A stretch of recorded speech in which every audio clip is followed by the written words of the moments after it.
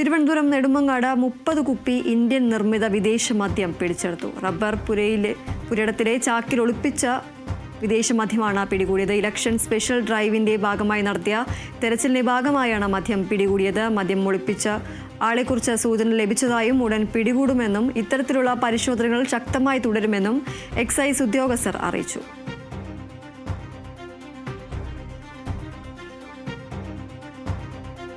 തിരുവനന്തപുരം നെടുമങ്ങാട് 30 കുപ്പി ഇന്ത്യൻ നിർമ്മിത വിദേശ മദ്യമാണ് പിടിച്ചെടുത്തിരിക്കുന്നത്. റബ്ബർ പുരയിടത്തിലെ ചാക്കിൽ ഒളിപ്പിച്ച നിലയിലാണ് വിദേശ മദ്യം കണ്ടെത്തിയത്. ഇലക്ഷൻ സ്പെഷ്യൽ ഡ്രൈവിന്റെ ഭാഗമായി നടത്തിയ തെരച്ചിലിന്റെ ഭാഗമായാണ് മദ്യം പിടികൂടിയിരിക്കുന്നത്. മദ്യം ഒളിപ്പിച്ച ആളെക്കുറിച്ച് സൂചന ലഭിച്ചതായും ഉടൻ പിടികൂടുമെന്നും ഇത്തരത്തിലുള്ള പരിശോധനകൾ ശക്തമായി തന്നെ തുടരുമെന്നും എക്സൈസ് ഉദ്യോഗസ്ഥർ അറിയിച്ചിരിക്കുകയാണ്.